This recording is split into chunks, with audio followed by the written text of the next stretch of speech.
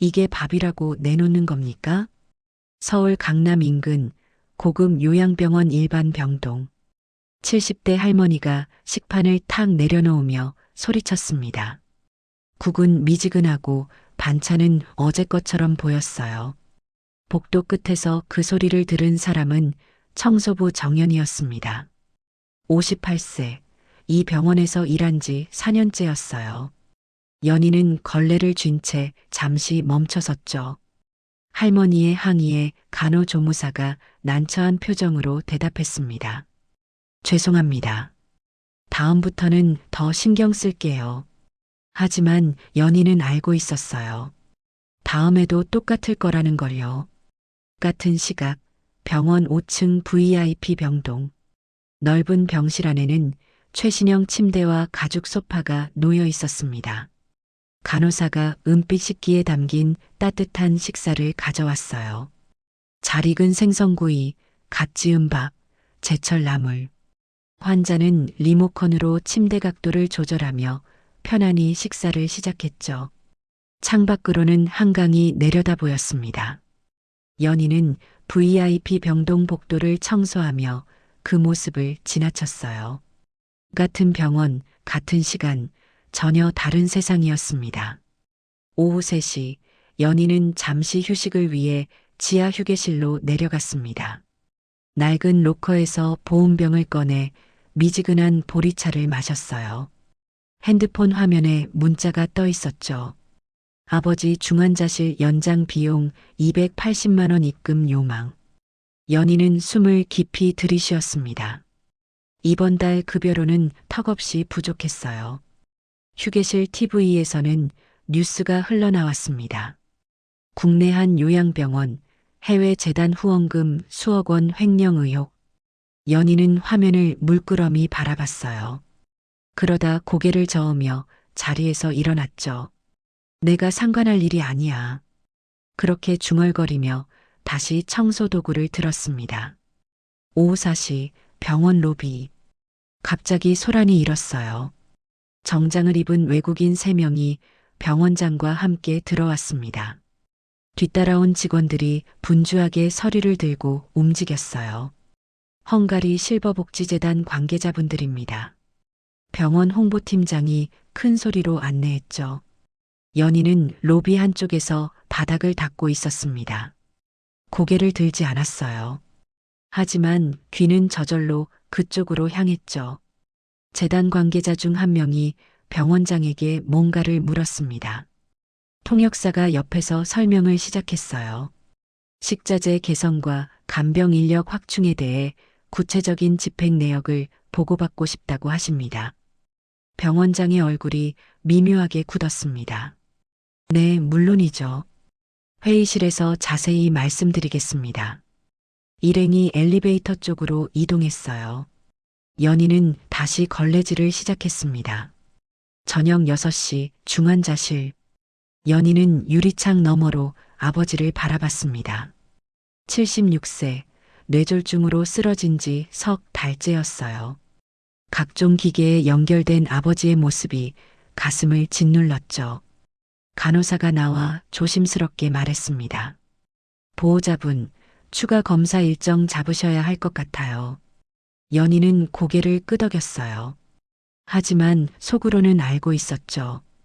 돈이 또 필요하다는 걸요. 집으로 돌아가는 버스 안. 연희는 창밖을 보며 생각에 잠겼습니다. VIP 병동의 환자들, 일반 병동의 할머니, 그리고 중환자실의 아버지. 모두 같은 병원에 있지만 받는 대우는 하늘과 땅 차이였어요. 핸드폰이 울렸습니다.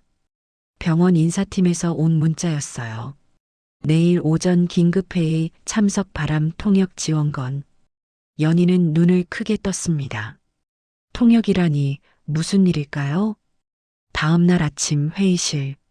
병원장과 기획실장이 난처한 표정으로 앉아 있었습니다.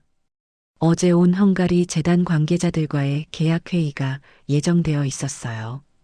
통역사가 연락이 안 됩니다. 기획실장이 조급하게 말했죠.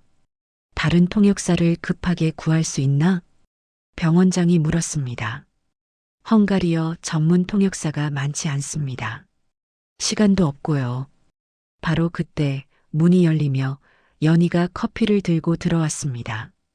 청소 업무 외에 간단한 심부름도 맡고 있었거든요. 커피를 테이블에 놓는데 병원장의 전화가 울렸어요. 스피커폰이 켜졌죠. 통역사가 교통사고로 병원에 입원했습니다. 오늘 회의 불가능합니다. 회의실 안이 순간 조용해졌습니다. 연희는 조용히 뒤로 물러나려 했어요. 하지만 발이 떨어지지 않았죠. 30년 전 기억이 떠올랐습니다. 헝가리 부다페스트, 낯선 거리, 병원 복도, 젊은 시절 간병사로 일하며 배운 언어들. 연희는 입술을 깨물었어요. 나설까요 말까요?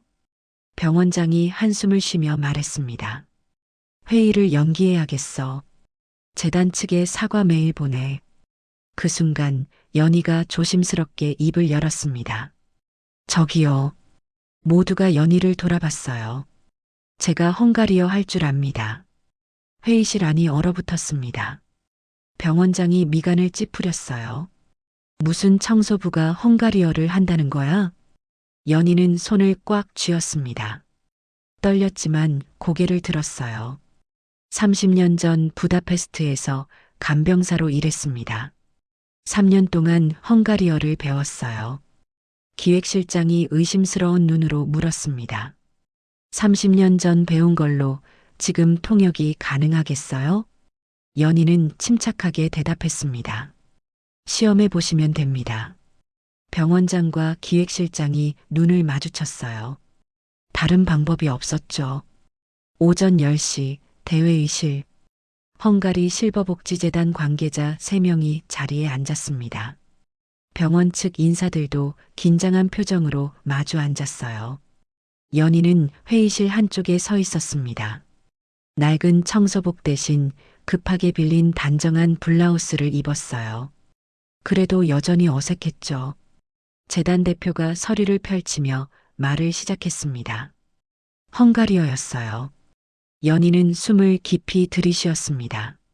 30년 만에 듣는 그 언어가 귓가에 또렷하게 들렸어요. 연희가 한국어로 통역했습니다. 작년 후원금 집행 내역에 대해 질문하신다고 합니다. 목소리가 또렷했어요. 병원장이 놀란 표정으로 연희를 바라봤습니다. 재단 관계자가 계속 말했어요. 연희는 차분하게 통역을 이어갔죠. 간병 인력 확충 항목에 3억 원이 책정되어 있는데 실제로 채용된 인력수가 보고서와 맞지 않습니다. 병원장의 얼굴이 굳었습니다. 그건 단계적으로 채용 중입니다. 연희가 그 말을 헝가리어로 옮겼어요. 하지만 재단 관계자의 표정은 여전히 의심스러웠죠. 회의는 1시간 넘게 이어졌습니다. 연희는 땀을 흘리며 통역을 계속했어요. 오래 쓰지 않던 언어였지만 입 밖으로 나오기 시작하자 술술 풀렸습니다. 마치 몸이 기억하고 있었던 것처럼요. 회의가 끝나고 재단 관계자들이 자리에서 일어났습니다.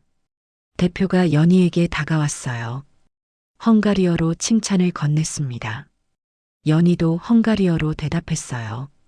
재단 대표가 고개를 끄덕이며 미소를 지었습니다. 회의실을 나온 뒤 병원장이 연희를 불렀어요. 최연희 씨, 내 사무실로 올라오세요. 연희는 불안한 마음으로 병원장실로 향했습니다. 병원장실 안. 병원장이 책상에 앉아 연희를 바라봤어요. 표정을 읽을 수 없었죠. 오늘 잘했습니다. 칭찬이 나왔어요. 하지만 연희는 긴장을 풀 수 없었습니다. 앞으로 재단과의 회의나 문서 작업이 있을 때 도와주세요. 병원장이 말했습니다. 급여는 월 20만 원 추가하겠습니다. 연희는 고개를 끄덕였어요. 20만 원, 아버지 병원비에 조금이나마 보탬이 될 수 있었죠. 하지만 병원장의 목소리가 낮아졌습니다. 회의 내용이나 문서에 대해 외부에 함부로 말하면 안 됩니다. 알겠죠? 그 말에는 경고가 담겨 있었어요. 연희는 조용히 대답했습니다. 네, 알겠습니다. 사무실을 나와 복도를 걷는데 다리에 힘이 풀렸습니다. 벽에 기대어 숨을 고르며 생각했어요. 나 지금 뭘 한 거지? 그날 저녁 집으로 돌아가는 길, 연희는 버스 창밖을 보며 회의 내용을 떠올렸습니다. 재단 관계자가 물었던 질문들, 병원장이 애매하게 넘겼던 대답들, 3억 원 차이라. 연희는 고개를 저으며 생각을 지우려 했어요. 하지만 자꾸 신경 쓰였죠. 집에 도착해 냉장고를 열었습니다. 김치와 계란밖에 없었어요. 라면을 끓여 먹으며 통장을 확인했죠. 잔액 48만 원. 아버지 병원비는 280만 원이 더 필요했습니다. 연희는 한숨을 쉬며 핸드폰을 내려놓았어요. 침대에 누워 천장을 바라봤죠. 내일부터는 어떻게 될까? 통역 업무가 추가됐지만 여전히 청소도 해야 했습니다. 일은 2배로 늘었지만 급여는 20만 원만 올랐어요. 그래도 없는 것보다는 나았죠. 연희는 눈을 감았습니다. 잠이 쉽게 오지 않았어요. 머릿속에서 헝가리어 단어들이 맴돌았습니다. 30년 전 부다페스트, 젊은 시절 간병사로 떠났던 그곳, 낯선 언어를 배우며 밤마다 사전을 뒤적이던 날들, 그리고 그곳에서 만났던 사람, 연희가 평생 잊을 수 없는 기억, 생후 3개월 된 아기를 떠나보낸 날, 연희는 눈을 감으며 작게 중얼거렸습니다. 미안해, 정말 미안해. 그날 밤 연희는 꿈을 꿨어요. 어린아이가 울고 있었습니다. 연희는 아이를 안으려 했지만 손이 닿지 않았어요. 아이는 점점 멀어져 갔죠. 다음 날 아침, 연희는 어제보다 30분 일찍 병원에 도착했습니다. 청소를 마치고 병원장실 앞에 서류가 놓여 있었어요. 헝가리 재단 관련 문서 번역 요청. 연희는 서류를 들고 빈 회의실로 갔습니다. 천천히 내용을 읽기 시작했어요. 후원금 집행 계획서. 항목별로 금액이 적혀 있었죠. 간병 인력 확충 3억 원, 식자재 개선 2억 원, 시설 보수 1억 5천만 원. 연희는 병원 내부 게시판에서 본 공지를 떠올렸습니다. 작년에 채용된 간병 인력은 단 2명이었어요. 3억으로 2명? 뭔가 이상했습니다. 하지만 연희는 고개를 저었어요. 내가 상관할 일이 아니야. 그렇게 중얼거리며 번역을 계속했습니다. 점심시간, 일반 병동 식당. 연희는 직원 식사를 받아 구석자리에 앉았어요. 김치찌개와 밥, 단무지 몇 조각. 옆 테이블에서 보호자들이 수군거렸습니다. VIP 병동은 메뉴가 매일 다르대요. 우리는 매일 똑같은 반찬인데. 그러니까요. 같은 돈 내는데 이건 너무 차별 아니에요? 연희는 밥을 먹으며 그 대화를 들었습니다. 가슴이 답답했어요. 오후에 재단 관계자 중 한 명이 병원을 다시 방문했습니다. 연희가 안내를 맡았어요. 그는 한국계 헝가리인 의사 한도윤이었습니다. 34세, 헝가리 의과대학을 졸업하고 재단에서 일하고 있었죠. 안녕하세요. 어제 통역 도와주신 분이시죠? 도윤이 한국어로 인사했습니다. 발음이 자연스러웠어요. 네, 정연희입니다. 연희가 공손하게 대답했습니다. 헝가리어를 어디서 배우셨어요? 도윤이 관심 어린 표정으로 물었어요. 오래전 부다페스트에서 일하며 배웠습니다. 연희의 대답에 도윤이 고개를 끄덕였습니다. 발음이 정확하시던데요. 쉽지 않으셨을 텐데. 칭찬이었지만 연희는 어색하게 웃기만 했어요. 도윤은 연희를 볼 때마다 이상한 느낌이 들었습니다. 설명할 수 없는 익숙함. 그는 연희의 손등에 난 작은 흉터를 보았어요. 오래된 화상 자국 같았죠. 순간 도윤의 머릿속에 어떤 기억이 스쳤습니다. 하지만 금방 사라졌어요. 일반 병동시설도 둘러보고 싶습니다. 도윤이 말했습니다. 연희는 그를 안내하며 복도를 걸었어요. VIP 병동과는 확연히 다른 분위기였죠. 낡은 벽지, 삐걱거리는 침대, 오래된 커튼. 도윤은 병실 하나하나를 꼼꼼히 살폈습니다. 표정이 점점 굳어졌어요. 후원금 보고서에는 시설 개선 항목이 있었는데 도윤이 중얼거렸습니다. 연희는 대답하지 않았어요. 하지만 속으로는 알고 있었죠. 그 돈이 어디로 갔는지. 며칠이 지났습니다. 연희는 번역 업무와 청소 업무를 동시에 하며 바쁜 나날을 보냈어요. 헝가리 재단에서 보내온 문서들이 책상 위에 쌓여갔죠. 어느 날 오후 연희는 재단의 후원금 보고서를 번역하고 있었습니다. 화면 속 숫자들을 하나씩 확인하며 한국어로 옮겼어요. 그런데 이상한 점을 발견했습니다. 재단에서 보낸 후원금 총액은 10억 2천만 원. 하지만 병원 내부 회계 보고서에는 7억 원만 기록되어 있었어요. 3억 2천만 원의 차이. 연희는 서류를 다시 한번 꼼꼼히 확인했습니다. 실수가 아니었어요. 분명한 차이였죠.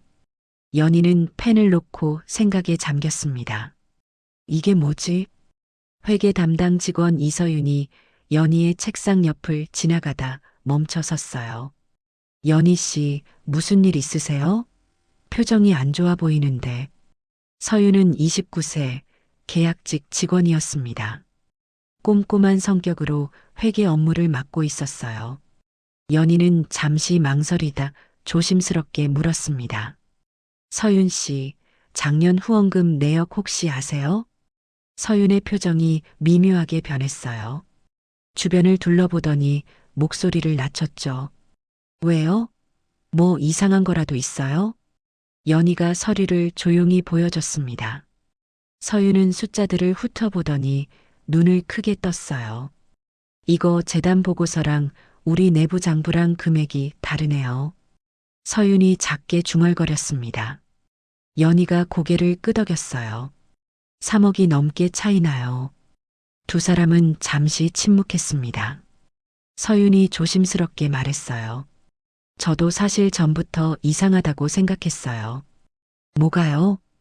연희가 물었습니다. 서윤이 주변을 다시 한번 살피더니 속삭였어요. 간병 인력 확충 항목에 3억이 책정됐는데 실제로 채용된 건 2명뿐이에요. 그것도 최저임금으로요. 연희의 가슴이 두근거렸습니다. 그럼 나머지 돈은? 서윤이 고개를 저었어요. 모르겠어요. 기타 비용으로 처리됐다고만 나와 있어요. 연희는 서류를 다시 들여다봤습니다.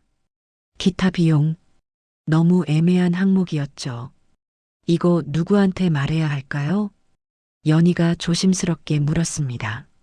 서윤의 얼굴이 굳었어요. 연희 씨, 저는 계약직이에요. 괜히 이런 거 건드렸다가 계약 끊길 수도 있어요. 서윤의 목소리에 두려움이 묻어났습니다. 연희도 이해했어요. 자신도 마찬가지였으니까요. 그냥 모르는 척하는 게 나을까요? 연희가 작게 말했습니다. 서윤이 미안한 표정으로 고개를 끄덕였어요. 일단은요. 조심하세요. 서윤이 자리로 돌아갔습니다. 연희는 서류를 서랍에 넣고 다시 번역 작업을 시작했어요. 하지만 머릿속에서 숫자들이 계속 맴돌았죠. 3억 2천만 원. 그 돈이면 일반 병동 환자들의 식사를 얼마나 개선할 수 있을까요? 낡은 침대를 몇 개나 바꿀 수 있을까요? 간호 인력을 몇 명이나 더 고용할 수 있을까요? 연희는 고개를 저으며 생각을 지웠습니다. 내가 할 수 있는 게 뭐가 있겠어. 오후 4시 도윤이 다시 병원을 방문했습니다. 연희가 로비에서 그를 맞이했어요. 안녕하세요, 연희 씨. 도윤이 밝게 인사했습니다. 안녕하세요. 오늘은 무슨 일로 오셨어요? 연희가 물었습니다. 일반 병동 환자분들 식단을 직접 확인하고 싶어서요. 도윤의 대답에 연희는 내심 놀랐어요. 대부분의 관계자들은 VIP 병동만 둘러보고 갔거든요. 그럼 제가 안내해 드릴게요. 연희가 앞장섰습니다. 두 사람은 일반 병동 식당으로 향했어요. 마침 저녁 식사 시간이었죠. 환자들과 보호자들이 식당에 앉아 식사를 하고 있었습니다. 도윤은 식판 위의 음식을 유심히 살폈어요. 미지근한 국, 딱딱해 보이는 밥, 색이 바랜 반찬들. 도윤의 표정이 어두워졌습니다. 후원금 보고서에는 식자재 개선 항목이 2억 원이었는데요. 도윤이 조용히 말했습니다. 연희는 대답하지 않았어요. 도윤이 식당 관계자를 불렀습니다. 식자재는 어디서 납품받으시나요? 영양사가 서류를 꺼내 보여줬어요. 도윤은 꼼꼼히 확인했습니다. 단가가 시중가보다 높네요. 도윤이 중얼거렸습니다. 영양사가 난처한 표정을 지었어요. 저희는 본부에서 지정한 업체에서만 받습니다. 도윤이 고개를 끄덕이며 사진을 몇 장 찍었어요. 식당을 나와 복도를 걷는데 도윤이 연희에게 물었습니다. 연희 씨는 여기서 얼마나 일하셨어요? 4년 됐습니다. 연희가 대답했습니다. 그동안 많은 변화가 있었나요? 도윤의 질문에 연희는 잠시 생각했어요. VIP 병동은 점점 좋아졌어요. 일반 병동은 그대로거나 더 안 좋아진 것 같아요. 연희의 솔직한 대답에 도윤이 고개를 끄덕였습니다. 그렇군요. 두 사람은 잠시 침묵 속에서 걸었어요. 도윤이 다시 입을 열었습니다. 연희 씨, 혹시 이상한 점을 발견하시면 제게 말씀해 주실 수 있을까요? 갑작스러운 부탁에 연희는 당황했습니다.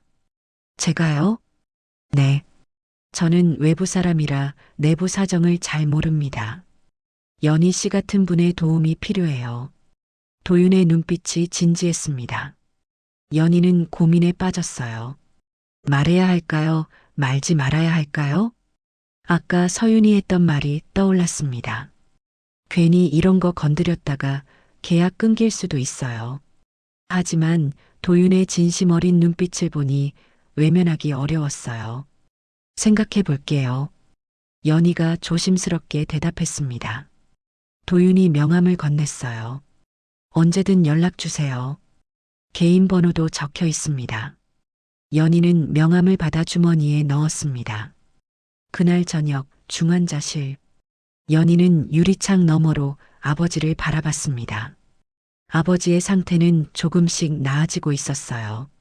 하지만 여전히 중환자실을 벗어나지 못했죠. 간호사가 나와 말했습니다.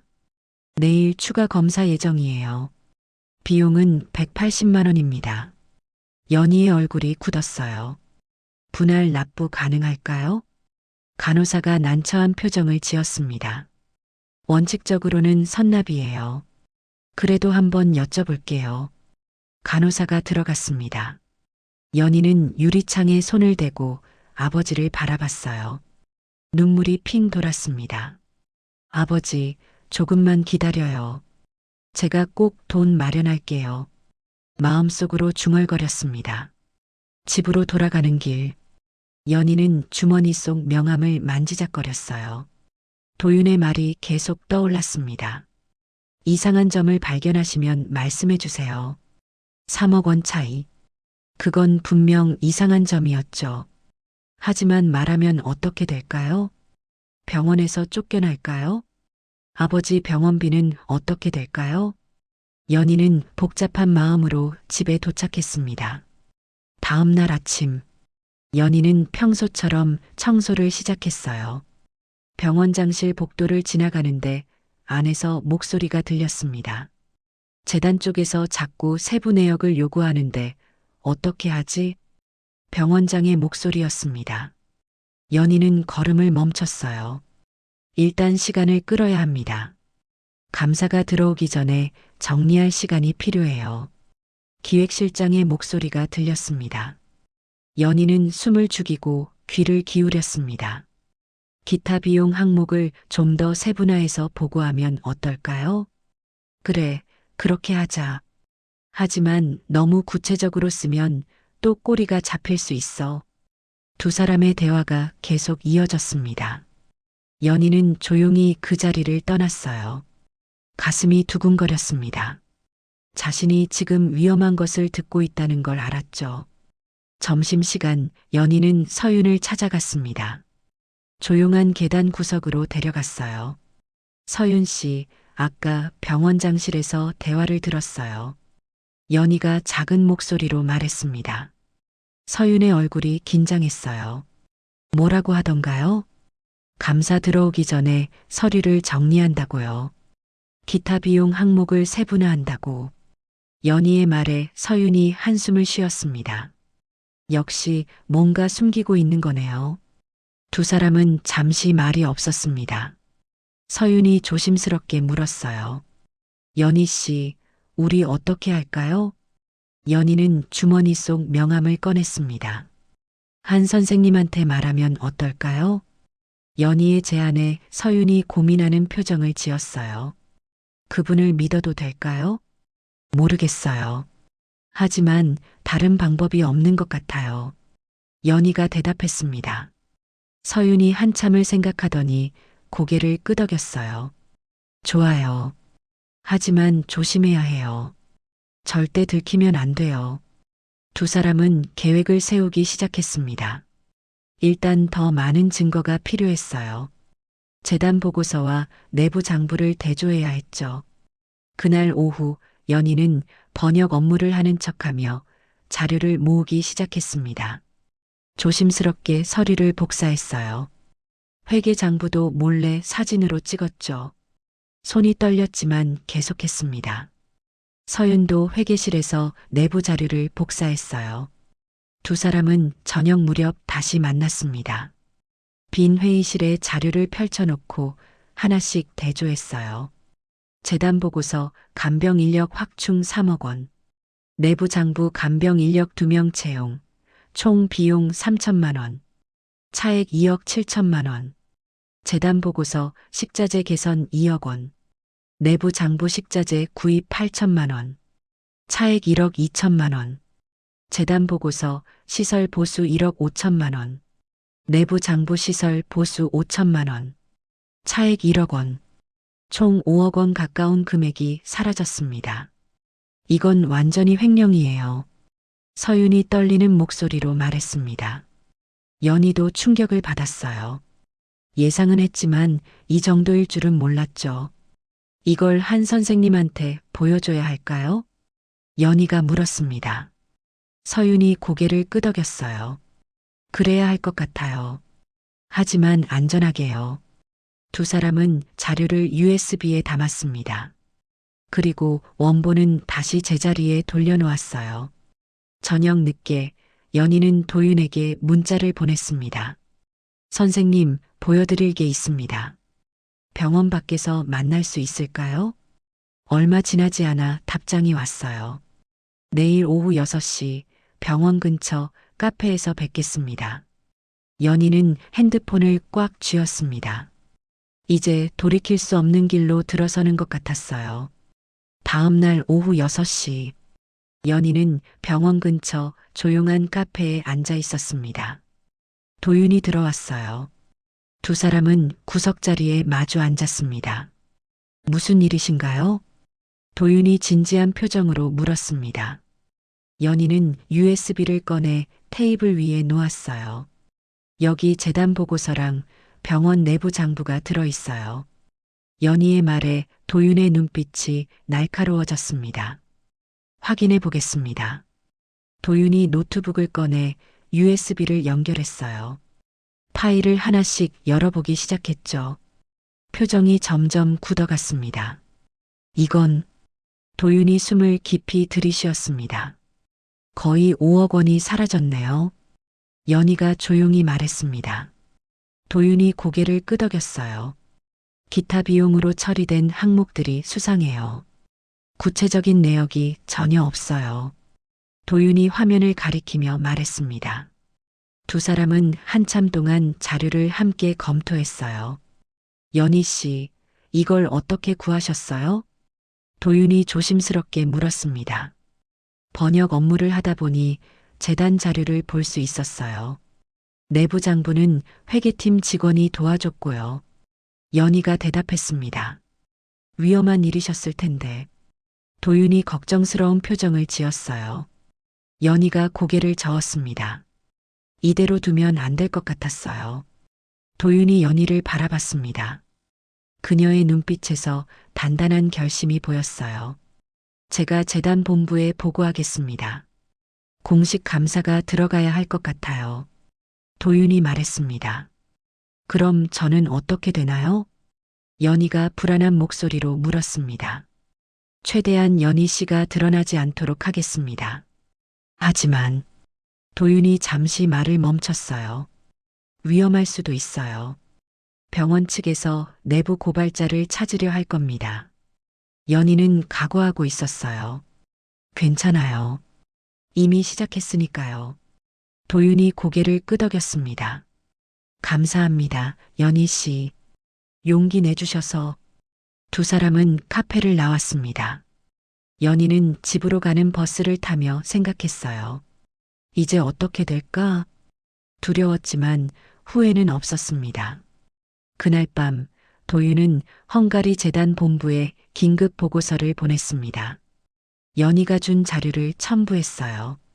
제목은 한국병원 후원금 횡령 의혹이었습니다. 보고서를 보낸 후 도윤은 창밖을 바라봤습니다. 서울의 야경이 반짝이고 있었어요. 하지만 도윤의 마음은 무거웠습니다. 연희의 얼굴이 자꾸 떠올랐어요. 왜인지 모르게 가슴 한구석이 아렸죠. 왜 저 사람을 보면 이런 기분이 들까? 도윤은 고개를 저었습니다. 다음 날 아침 병원장실에 전화가 걸려왔습니다. 헝가리 재단 본부였어요. 긴급 감사를 진행하겠습니다. 재단 담당자의 차가운 목소리가 들렸습니다. 병원장의 얼굴이 새하얗게 변했어요. 재단의 긴급 감사 통보 후 병원은 술렁이기 시작했습니다. 병원장은 급하게 간부 회의를 소집했어요. 누가 재단의 자료를 넘겼는지 찾아내야 합니다. 병원장의 목소리가 회의실에 울렸습니다. 기획실장과 총무팀장이 긴장한 표정으로 앉아 있었어요. CCTV를 확인하겠습니다. 서류실 출입 기록도 조사하고요. 기획실장이 대답했습니다. 빨리 처리해요. 감사팀이 오기 전에. 병원장이 다그쳤습니다. 연희는 복도에서 청소를 하며 회의실 안소리를 들었어요. 등줄기에 식은땀이 흘렀습니다. 점심시간 서윤이 연희를 조용히 불렀습니다. 연희 씨, 큰일 났어요. 서윤의 얼굴이 창백했습니다. 무슨 일이에요? 연희가 물었습니다. 회계실 서류를 누가 복사했는지 조사한대요. 출입 기록 다 뒤지고 있어요. 서윤의 목소리가 떨렸습니다. 연희의 가슴이 철렁 내려앉았어요. 우리 걸릴까요? 모르겠어요.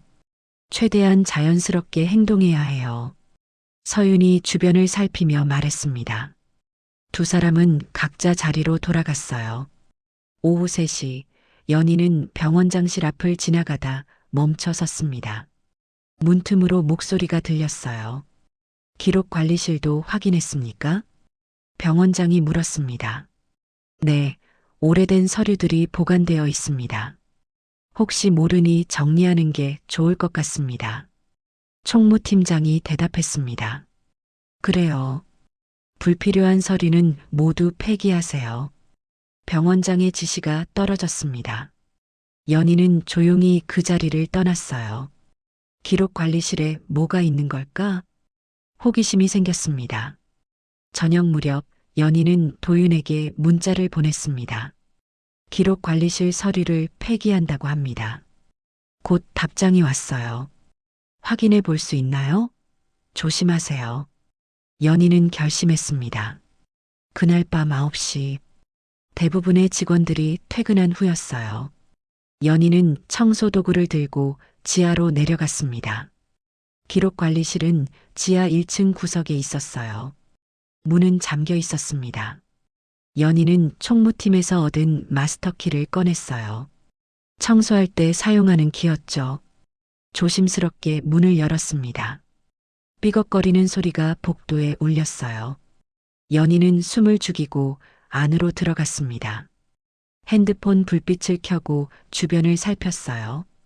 먼지 쌓인 선반들, 누렇게 변색된 박스들, 오래된 종이 냄새가 코를 찔렀습니다. 연희는 박스들을 하나씩 확인하기 시작했어요. 2015년 회계자료, 2018년 인사기록, 라벨을 읽으며 찾아갔습니다. 구석에 폐기 예정이라고 적힌 박스들이 모여 있었어요. 연희는 그중 하나를 열었습니다. 안에는 오래된 파일들이 가득했어요. 헝가리 재단 협력 사업 2010년. 연희의 손이 멈췄습니다. 파일을 꺼내 펼쳤어요. 후원금 계약서, 집행 내역, 정산 보고서. 그런데 이상한 점을 발견했습니다. 10년 전에도 똑같은 문제가 있었어요. 재단에서 보낸 금액과 실제 집행 금액의 차이. 당시에도 3억 원 넘게 사라졌었습니다. 이게 처음이 아니었구나. 연희는 충격을 받았어요. 다른 박스도 열어봤습니다. 입양 지원 사업 2005년. 연희의 눈이 커졌습니다. 입양? 파일을 펼쳐보니 아동 입양 관련 서류였어요. 병원이 과거에 입양 알선도 했던 것 같았죠. 한국 아동을 해외로 보내는 사업. 헝가리 재단도 관련되어 있었습니다. 서류 한 장이 연희의 시선을 사로잡았어요. 아동 입양 기록 1995년. 생후 3개월 남아. 특이사항 왼쪽 손등 화상 흉터. 입양 국가 헝가리. 연희의 손이 떨렸습니다. 왼쪽 손등 화상 흉터. 연희는 자신의 손등을 내려다봤어요. 오래된 흉터가 희미하게 남아 있었죠. 그리고 도윤의 얼굴이 떠올랐습니다. 그도 손등에 똑같은 흉터가 있었어요. 설마. 연희는 서류를 다시 자세히 봤습니다. 생모 이름 칸이 지워져 있었어요. 누군가 의도적으로 지운 것 같았죠. 희미하게 정이라는 글씨만 보였습니다. 연희의 심장이 빠르게 뛰기 시작했어요. 30년 전 헝가리 부다페스트. 간병사로 일하며 만났던 한국인 남자. 짧은 만남, 예상치 못한 임신. 그리고 혼자 낳았던 아기. 돈이 없어서, 키울 수 없어서 입양을 보냈던 그 아이. 연희는 눈물이 흘러내리는 걸 느꼈습니다. 핸드폰으로 서류를 사진으로 찍었어요. 손이 떨려 화면이 흔들렸지만 계속 찍었습니다. 그때 복도에서 발소리가 들렸습니다. 연희는 화들짝 놀라 불을 껐어요. 숨을 죽이고 선반 뒤에 숨었습니다. 문이 열렸어요. 경비원의 불빛이 실내를 비쳤습니다. 이상하네, 분명 여기서 소리가 났는데. 경비원이 중얼거렸습니다. 연희는 숨도 쉬지 않고 기다렸어요. 경비원이 실내를 한 바퀴 둘러보더니 나갔습니다. 문이 닫혔어요. 연희는 한참을 더 기다렸다가 조심스럽게 나왔습니다. 서류를 다시 박스에 넣고 정리했어요. 문을 열고 복도를 확인한 후 재빨리 나왔습니다. 계단을 올라가며 다리가 후들거렸어요. 병원을 나와 찬바람을 맞으니 정신이 조금 돌아왔습니다. 연희는 핸드폰을 꺼내 찍어둔 사진들을 확인했어요. 10년 전 횡령 기록, 입양 서류, 그리고 그 아이의 기록. 모두 증거였습니다. 집에 도착해 소파에 주저앉았어요. 눈물이 계속 흘러내렸습니다. 도윤이 혹시 그 아이일까요? 30년 전 떠나보낸 아들일까요? 연희는 핸드폰을 들었다가 다시 내려놓았어요. 어떻게 말해야 할지 몰랐습니다. 다음 날 아침, 연희는 평소보다 일찍 병원에 도착했습니다. 기록관리실 앞을 지나가는데 문이 열려 있었어요. 안을 들여다보니 직원들이 박스를 옮기고 있었습니다. 전부 폐기 처리하세요. 총무팀장이 지시하고 있었어요. 연희는 가슴이 철렁했습니다. 어젯밤에 보지 않았다면 모든 증거가 사라질 뻔했어요. 점심시간 도윤이 병원을 방문했습니다. 연희는 그를 빈 상담실로 데려갔어요. 어젯밤에 기록 관리실에 다녀왔어요. 연희가 조용히 말했습니다. 도윤의 눈빛이 날카로워졌습니다. 위험하셨을 텐데요. 이걸 발견했어요. 연희가 핸드폰을 꺼내 사진들을 보여줬습니다. 도윤은 하나씩 확인하기 시작했어요. 10년 전 횡령 기록을 보더니 표정이 굳었습니다. 이게 처음이 아니었군요. 도윤이 중얼거렸습니다. 다음 사진을 넘기는데 입양 서류가 나왔어요. 도윤의 손이 멈췄습니다. 입양 사업도 했었나요? 도윤이 물었습니다. 네, 90년대에 헝가리로 아이들을 보냈나 봐요. 연희의 목소리가 떨렸습니다. 도윤은 계속 사진을 넘겼어요.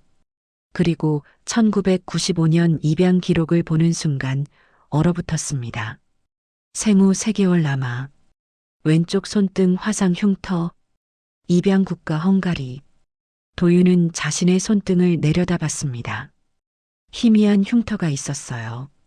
어릴 때부터 있던 흉터였죠. 이건 도윤의 목소리가 떨렸습니다. 연희는 대답하지 못했어요. 눈물만 흘러내렸습니다. 두 사람은 한참 동안 말이 없었습니다. 도윤이 조심스럽게 물었어요. 연희 씨 혹시 말을 끝맺지 못했습니다. 연희가 고개를 끄덕였어요. 30년 전 제가 헝가리에서 아이를 낳았어요. 연희의 고백에 도윤의 눈이 커졌습니다. 혼자 키울 수 없어서 입양을 보냈어요. 연희가 울먹이며 말했습니다. 왼쪽 손등에 화상 흉터가 있었어요. 뜨거운 물에 데웠었거든요. 도윤은 자신의 손등을 만졌습니다. 입양 부모님이 말씀하셨던 게 떠올랐어요. 너를 처음 받았을 때 손에 화상 흉터가 있었단다. 저 한국 이름이 뭐였는지 아세요? 도윤이 떨리는 목소리로 물었습니다. 도윤이요.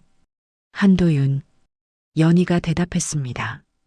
도윤의 얼굴이 창백해졌어요. 그건 자신의 원래 이름이었습니다. 입양 서류에 적혀 있던 이름. 제가 연희 씨.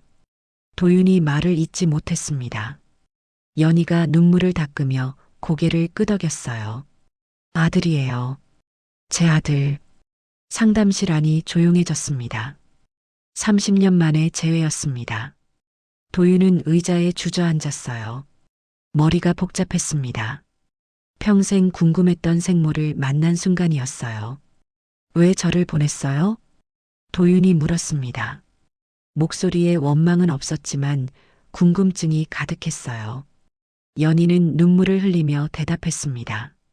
돈이 없었어요. 아버지는 한국에서 병원비 때문에 빚더미였고 저는 헝가리에서 불법 체류자였어요. 연희의 목소리가 떨렸습니다. 당신 아버지는 책임지지 않았어요. 사라졌죠. 혼자 낳아서 혼자 키우려고 했어요. 하지만 일주일도 안 돼서 알았어요. 연희가 계속 말했습니다. 이렇게는 못 키운다는 걸요. 당신이 굶어 죽을 것 같았어요. 도윤은 말없이 들었습니다. 입양기관에서 연락이 왔어요. 헝가리에 좋은 가정을 찾았다고. 연희가 손수건으로 눈물을 닦았어요. 의사 부부였대요. 아이를 원하지만 가질 수 없는 분들이라고. 그래서 보냈어요. 당신이 잘 살 수 있을 거라고 믿으면서. 연희의 고백에 도윤의 눈가가 붉어졌습니다. 잘 살았어요. 도윤이 조용히 말했습니다. 부모님이 저를 정말 사랑해 주셨어요. 의사가 될 수 있었고 좋은 사람들을 만났어요. 도윤의 말에 연희가 안도의 한숨을 쉬었습니다. 다행이에요. 정말 다행이에요. 두 사람은 한참을 말없이 앉아 있었습니다. 도윤이 먼저 입을 열었어요. 화내지 않아요. 원망하지도 않아요. 도윤의 말에 연희가 고개를 들었습니다. 오히려 감사해요. 저를 살려주셔서. 도윤이 미소를 지으려 애썼어요. 만약 그때 무리하게 키우려 했다면 우리 둘 다 힘들었을 거예요. 연희는 눈물이 멈추지 않았습니다. 도윤이 조심스럽게 연희의 손을 잡았어요.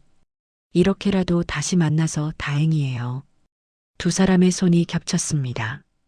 30년의 공백이 조금씩 메워지는 순간이었어요. 잠시 후 도윤이 정신을 차리고 말했습니다. 일단 이 서류들 재단에 보내야 할 것 같아요. 도윤이 핸드폰을 가리켰습니다. 10년 전에도 똑같은 일이 있었다는 게 중요한 증거예요. 연희가 고개를 끄덕였어요. 그리고 입양 서류는 어떻게 할까요? 연희가 조심스럽게 물었습니다. 도윤이 잠시 생각하다 대답했어요. 일단은 공개하지 않는 게 좋겠어요. 우리 둘의 개인적인 일이니까. 연희가 동의했습니다. 감사팀이 오면 횡령 증거만 제출하겠습니다. 도윤이 계획을 정리했어요. 두 사람은 상담실을 나왔습니다. 복도에서 서로 마주보며 어색하게 웃었어요. 연희 씨 아니, 이제 뭐라고 불러야 할까요? 도윤이 물었습니다. 연희가 미소를 지었어요. 편하게 연희 씨라고 불러주세요. 아직은 어색할 것 같아요. 도윤이 고개를 끄덕였습니다. 알겠습니다. 그럼 천천히 익숙해지는 걸로. 두 사람은 각자의 일로 돌아갔어요.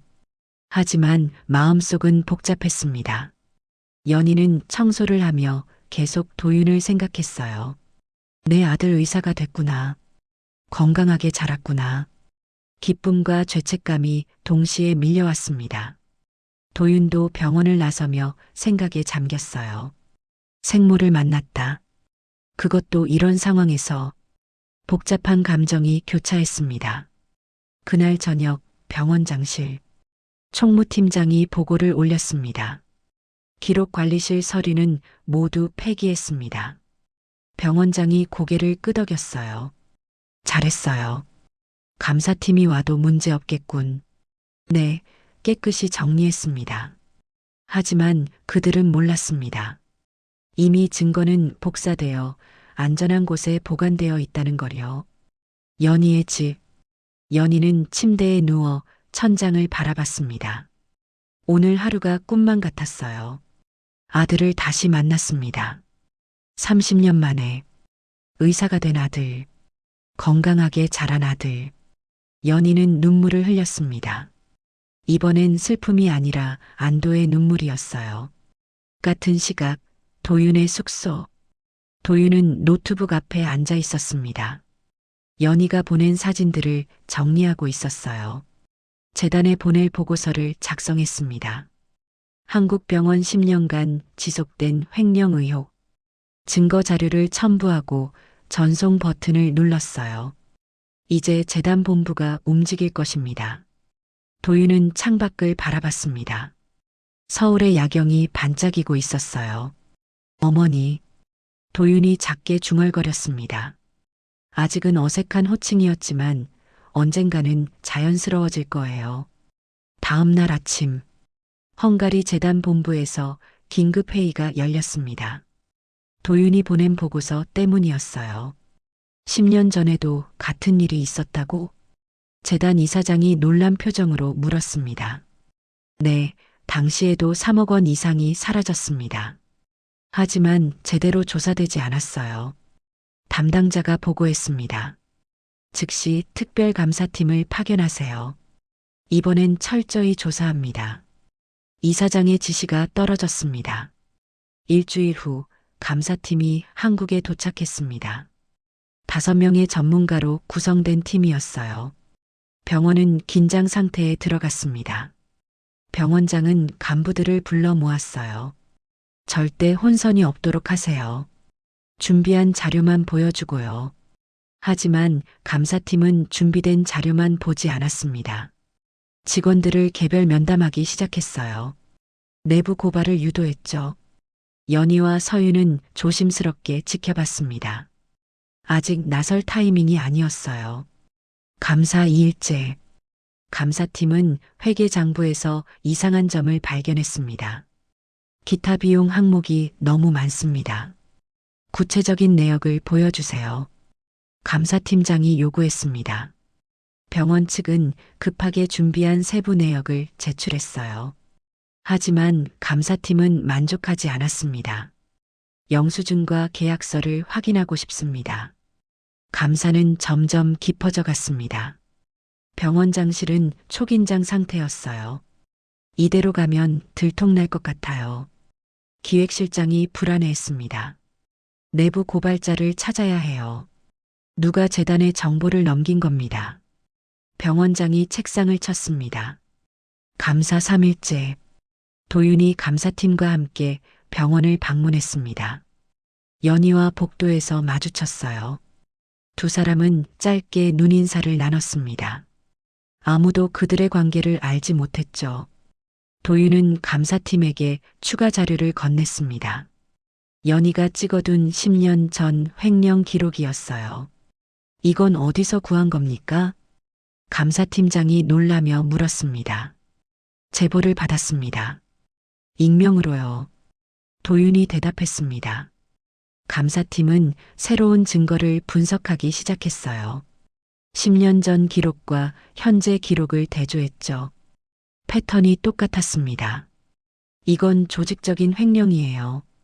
감사팀원 한 명이 결론을 내렸습니다. 감사 5일째.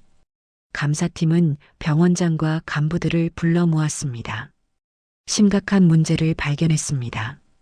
감사팀장이 서류를 펼치며 말했습니다. 재단 후원금 중 상당 금액이 실제 용도와 다르게 사용됐습니다. 병원장의 얼굴이 굳었어요. 10년 전에도 같은 일이 있었고 이번에도 반복됐습니다. 감사팀장이 계속 말했습니다. 이건 단순 실수가 아니라 의도적인 횡령입니다. 회의실이 조용해졌습니다.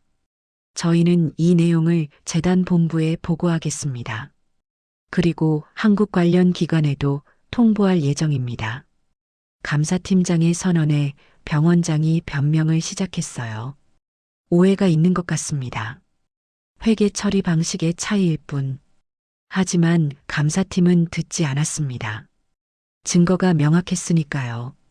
그날 저녁 연희는 중환자실에 들렀습니다. 아버지의 상태가 조금씩 나아지고 있었어요. 아버지, 곧 좋아지실 거예요. 연희가 유리창 너머로 말했습니다. 그리고 제가 아들을 다시 만났어요. 연희의 눈에 눈물이 고였습니다. 30년 만에요. 건강하게 잘 자랐더라고요. 아버지는 듣지 못했지만 연희는 계속 말했어요. 의사가 됐대요. 착한 사람으로 자랐어요. 연희는 작게 웃었습니다. 아버지가 깨어나시면 소개시켜 드릴게요. 집으로 돌아가는 길. 연희는 핸드폰을 꺼내 도윤에게 문자를 보냈습니다. 감사 잘 진행되고 있나요? 곧 답장이 왔어요. 네, 순조롭습니다. 조금만 더 기다려주세요. 연희는 미소를 지었습니다. 이제 진실이 드러날 날이 얼마 남지 않았어요. 감사가 일주일째 계속되고 있었습니다. 병원 분위기는 점점 더 무거워졌어요. 직원들은 수군거리며 불안해했죠. 연희는 평소처럼 청소를 하며 상황을 지켜봤습니다. 어느 날 오전 연희는 병원장실 청소를 맡게 됐어요. 비서가 잠깐 자리를 비운 사이였죠. 연희는 조심스럽게 안으로 들어갔습니다. 걸레질을 하며 주변을 둘러봤어요. 커다란 책상, 가죽 소파, 그리고 벽면에 금고 문이 살짝 열려 있었습니다. 비서가 서류를 꺼내다가 제대로 안 닫은 것 같았어요. 연희는 잠시 망설이다가 금고 쪽으로 다가갔습니다. 안을 들여다봤어요. 두꺼운 파일 몇 개와 현금 봉투가 보였죠. 파일 표지에 진짜 장부라고 적혀 있었습니다. 연희의 심장이 빠르게 뛰기 시작했어요. 복도에서 발소리가 들렸습니다. 연희는 황급히 금고에서 물러났어요. 걸레를 들고 창문을 닦는 척했죠. 비서가 들어왔습니다. 아, 청소 중이셨어요?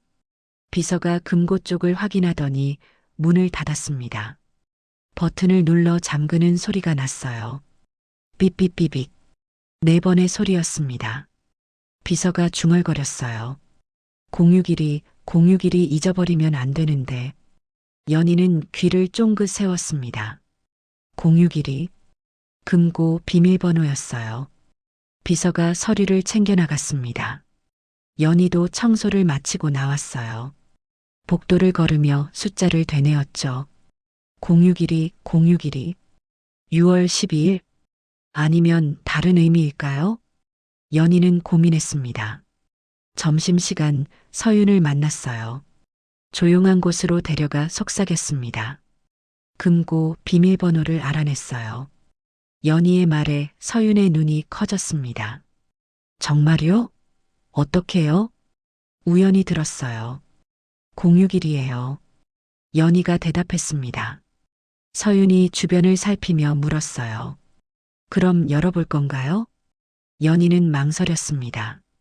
금고 안에 진짜 장부가 있대요. 진짜 장부요? 서윤이 놀라며 되물었습니다. 네, 파일 표지에 그렇게 적혀 있었어요. 두 사람은 잠시 침묵했습니다. 서윤이 조심스럽게 말했어요. 너무 위험한 것 같아요. 걸리면 큰일 나요. 연희도 알고 있었어요. 하지만 포기할 수 없었습니다. 그 장부가 있어야 확실한 증거가 되잖아요. 연희의 말에 서윤이 고개를 끄덕였습니다. 그렇긴 한데 언제 할 건데요? 밤에요. 모두 퇴근하고 나서요. 연희가 계획을 말했습니다. 서윤이 한참을 고민하더니 결심한 표정을 지었어요. 알았어요. 제가 망볼게요. 두 사람은 계획을 세우기 시작했습니다. 그날 저녁 연희는 도윤에게 문자를 보냈습니다. 오늘 밤 중요한 증거를 확보할 수 있을 것 같아요. 도윤의 답장이 왔어요. 위험하지 않나요? 조심하세요. 괜찮아요. 꼭 필요한 일이에요. 연희가 답장을 보냈습니다. 밤 9시 대부분의 직원들이 퇴근했습니다. 연희와 서윤은 청소를 핑계로 병원에 남았어요. 경비원에게 인사를 했죠. 야근하세요? 경비원이 물었습니다. 네, 청소 마무리하고 갈게요. 연희가 웃으며 대답했습니다. 10시가 되자 병원은 조용해졌어요. 입원 환자들도 대부분 잠든 시간이었죠. 연희와 서윤은 서로를 바라봤습니다. 준비됐어요? 연희가 물었습니다. 서윤이 긴장한 표정으로 고개를 끄덕였어요.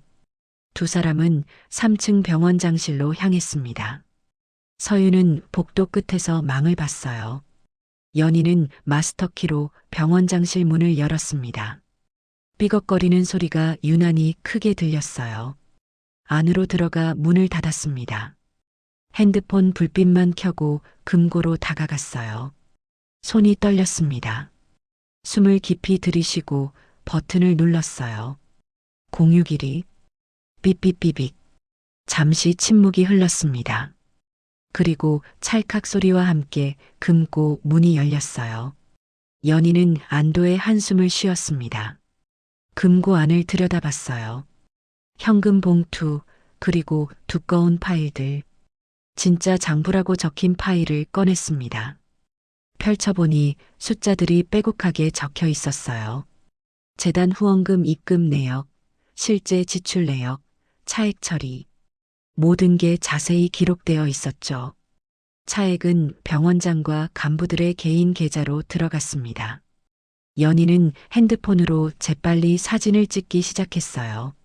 1장, 2장, 3장. 손이 떨려 화면이 흔들렸지만 계속 찍었습니다. 중요한 페이지는 여러 장 찍었어요. 10년 전 기록도 함께 있었습니다. 그때도 똑같은 방식으로 돈을 빼돌렸어요. 연희는 계속 셔터를 눌렀습니다. 그때 복도에서 인기척이 들렸어요. 발소리였습니다. 연희는 화들짝 놀라 촬영을 멈췄어요. 서윤이 작게 기침 소리를 냈습니다. 경고 신호였죠. 연희는 황급히 파일을 다시 금고에 넣었습니다. 원래 위치대로 정리했어요. 금고 문을 닫고 버튼을 눌러 잠갔습니다. 발소리가 점점 가까워졌어요. 연희는 책상 아래로 숨었습니다. 숨을 죽이고 기다렸죠. 문 밖에서 누군가 멈춰 섰습니다. 손잡이를 돌리는 소리가 났어요. 하지만 문은 잠겨 있었습니다. 연희가 들어올 때 안에서 잠갔거든요. 이상하네, 불이 꺼져 있는데. 경비원의 목소리였습니다. 경비원이 열쇠로 문을 열려고 했어요. 연희는 심장이 터질 것 같았습니다. 그때 서윤의 목소리가 들렸어요. 아저씨, 3층 화장실 전구가 나갔어요. 좀 봐주실래요? 서윤이 경비원의 주의를 돌렸습니다. 아, 그래요? 지금 갈게요. 경비원의 발소리가 멀어졌어요. 연희는 책상 아래에서 나왔습니다. 식은땀이 흘러내렸어요. 조심스럽게 문을 열고 복도를 확인했죠. 경비원이 화장실 쪽으로 간 게 보였습니다. 연희는 재빨리 병원장실을 나왔어요. 계단을 통해 아래층으로 내려갔습니다.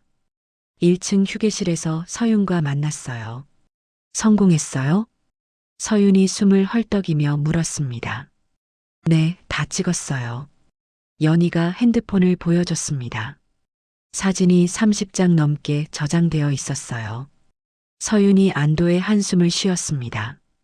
휴, 정말 아슬아슬했어요. 두 사람은 조용히 병원을 나왔습니다. 찬바람이 얼굴을 스쳤어요. 연희는 온몸에 힘이 쭉 빠졌습니다. 고생하셨어요, 연희 씨. 서윤이 말했습니다. 서윤 씨도요. 덕분에 무사히 나왔어요. 두 사람은 각자 집으로 향했습니다. 연희는 버스를 타고 집으로 가며 핸드폰을 확인했어요. 사진들이 선명하게 찍혀 있었습니다. 숫자들, 계좌번호들, 서명들. 모두 증거였죠. 집에 도착해 컴퓨터를 켰습니다. 사진들을 백업했어요. USB에도 복사하고 클라우드에도 올렸죠. 혹시 모를 상황에 대비했습니다. 연희는 도윤에게 문자를 보냈어요. 증거 확보했습니다. 내일 보여드릴게요. 곧 답장이 왔습니다. 수고하셨어요. 정말 감사합니다. 조심해서 들어가세요. 연희는 미소를 지었습니다. 침대에 누워 천장을 바라봤어요. 오늘 밤 일이 꿈만 같았습니다. 금고를 열고 장부를 찍고 거의 들킬 뻔했던 순간 아찔했지만 성공했어요. 이제 확실한 증거가 생겼습니다. 연희는 눈을 감았습니다. 처음으로 편하게 잠들 수 있을 것 같았어요. 다음 날 아침 병원장이 출근해서 금고를 확인했습니다. 문이 제대로 잠겨 있었어요. 안을 열어보니 파일들도 그대로였죠.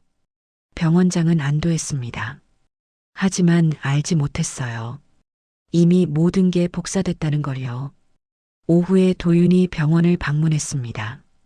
연희는 그를 빈 회의실로 데려갔어요. 어젯밤에 찍은 사진들이에요. 연희가 핸드폰을 건넸습니다. 도윤은 사진들을 하나씩 확인했어요. 눈빛이 점점 날카로워졌습니다. 이건 완벽한 증거네요. 도윤이 중얼거렸습니다. 차액이 어디로 갔는지 다 나와 있어요. 연희가 설명했습니다. 병원장 개인 계좌, 기획실장 계좌, 그리고 유령회사 계좌들이요. 도윤이 화면을 확대해서 봤어요. 계좌번호와 이체 내역이 선명했습니다. 10년 전 기록도 있나요? 도윤이 물었습니다. 네, 여기요. 연희가 사진을 넘겼습니다. 2010년부터 2015년까지의 기록이 나왔어요. 패턴이 똑같았습니다. 이 사람들이 10년 넘게 이런 짓을 해온 거네요. 도윤의 목소리에 분노가 섞였습니다. 환자들 돈으로, 재단 후원금으로요. 연희도 화가 났습니다. 일반 병동 환자들의 열악한 환경이 떠올랐어요. 그들을 위한 돈이 간부들 주머니로 들어갔던 겁니다. 이 자료를 감사팀에 제출하겠습니다. 도윤이 말했습니다. 익명으로 제보받았다고 할게요. 연희 씨는 절대 드러나지 않도록 하겠습니다. 연희가 고개를 끄덕였어요. 감사합니다. 도윤이 USB를 꺼냈습니다. 사진들을 여기에 옮겨주실 수 있나요? 연희는 노트북을 꺼내 파일들을 복사했어요. 도윤이 USB를 받아 주머니에 넣었습니다. 이제 곧 끝날 거예요. 도윤이 연희를 바라보며 말했습니다. 연희 씨 덕분입니다. 연희는 고개를 저었어요. 다 같이 한 거예요. 서윤 씨도 선생님도요. 두 사람은 잠시 말없이 앉아 있었습니다. 도윤이 조심스럽게 물었어요. 연희 씨, 이 일이 끝나면 우리 얘기를 좀 더 나눌 수 있을까요? 연희는 도윤을 바라봤습니다. 무슨 얘기요? 30년 동안 어떻게 지내셨는지 제가 궁금한 게 많아요. 도윤의 목소리가 부드러웠습니다. 연희의 눈가가 촉촉해졌어요. 저도 당신 얘기가 듣고 싶어요. 어떻게 자랐는지, 어떤 사람이 됐는지요. 도윤이 미소를 지었습니다. 그럼 이 일 끝나고 천천히 이야기해요. 연희가 고개를 끄덕였습니다. 네, 그러고 싶어요. 두 사람은 회의실을 나왔습니다. 복도에서 짧게 인사를 나누고 헤어졌어요. 하지만 서로의 마음은 따뜻했습니다. 그날 저녁 도윤은 감사팀장을 만났습니다. 조용한 카페에서였어요. 추가 증거를 입수했습니다. 도윤이 USB를 건넸습니다. 감사팀장이 노트북에 연결해 파일을 열었어요. 화면을 보는 순간 표정이 굳었습니다. 이건 내부 장부잖아요. 감사팀장이 놀라며 말했습니다. 어떻게 구한 겁니까? 익명 제보입니다. 출처는 밝힐 수 없어요. 도윤이 대답했습니다. 감사팀장은 계속 파일들을 확인했어요. 숫자들, 계좌번호들, 이체 내역들, 모든 게 명확했습니다. 이 정도면 검찰에 고발할 수 있겠네요. 감사팀장이 중얼거렸습니다. 횡령, 배임, 업무상 배임죄 여러 죄목이 성립됩니다. 도윤이 고개를 끄덕였어요. 빨리 조치해 주세요. 더 이상 피해자가 생기면 안 됩니다. 감사팀장이 USB를 꼭 쥐었습니다. 내일 아침 긴급 회의를 소집하겠습니다. 두 사람은 카페를 나왔습니다. 도윤은 숙소로 돌아가며 생각했어요. 이제 정말 끝이 보인다. 그리고 연희의 얼굴이 떠올랐습니다. 위험을 감수하고 증거를 찾아낸 어머니. 도윤은 가슴이 뭉클했어요. 같은 시각 연희는 중환자실에 있었습니다. 아버지를 면회하는 시간이었어요. 유리창 너머로 아버지를 바라봤습니다. 아버지, 곧 다 끝나요. 연희가 작게 말했습니다. 그동안 힘들었는데 이제 좋아질 거예요. 아버지는 여전히 의식이 없었지만 연희는 계속 말했어요. 그리고 손자를 만났어요. 연희의 목소리가 떨렸습니다. 30년 만에요. 의사가 됐대요. 정말 잘 자랐어요. 착하고 똑똑한 사람이 됐어요. 연희는 눈물을 닦았습니다. 아버지가 깨어나시면 꼭 소개시켜 드릴게요. 간호사가 면회 시간이 끝났다고 알렸습니다. 연희는 아버지에게 마지막 인사를 하고 나왔어요. 집으로 가는 버스 안. 연희는 창밖을 보며 생각했습니다. 처음에는 그저 아버지 병원비 때문에 시작한 일이었어요. 통역 업무로 조금이라도 더 벌려고 했죠. 하지만 진실을 알게 되면서 생각이 바뀌었습니다. 이건 단순히 돈 문제가 아니었어요. 환자들의 권리, 정의, 그리고 책임의 문제였죠. 연희는 후회하지 않았습니다. 위험했지만 옳은 일이었어요. 집에 도착해 침대에 누웠습니다. 내일이면 큰 변화가 일어날 거예요. 감사팀이 움직이고 병원이 뒤집힐 겁니다. 연희는 두렵기도 하고 설레기도 했어요. 핸드폰이 울렸습니다. 서윤에게서 온 문자였어요. 연희 씨, 오늘 정말 고생하셨어요. 덕분에 희망이 보여요. 연희는 답장을 보냈습니다. 서윤 씨도 고생 많았어요. 조금만 더 힘내요. 핸드폰을 내려놓고 연희는 눈을 감았습니다. 내일은 어떤 하루가 될까요? 두렵지만 기대됐습니다. 다음 날 아침, 감사팀은 긴급 회의를 열었습니다. 도윤이 제공한 증거를 검토했어요. 이 자료면 충분합니다. 감사팀장이 결론을 내렸습니다. 즉시 재단 본부에 보고하고 한국 검찰에도 고발하겠습니다. 팀원들이 동의했습니다. 병원 측에는 언제 통보할까요? 한 팀원이 물었습니다. 오늘 오후에 공식 발표하겠습니다. 감사팀장이 대답했습니다. 그 전에 추가 증거가 인멸되지 않도록 조치하고요. 감사팀은 즉시 움직이기 시작했습니다. 병원장실, 회계실, 기획실 모두 봉인됐어요. 병원 측은 당황했습니다. 무슨 일입니까? 병원장이 감사팀장에게 따졌습니다.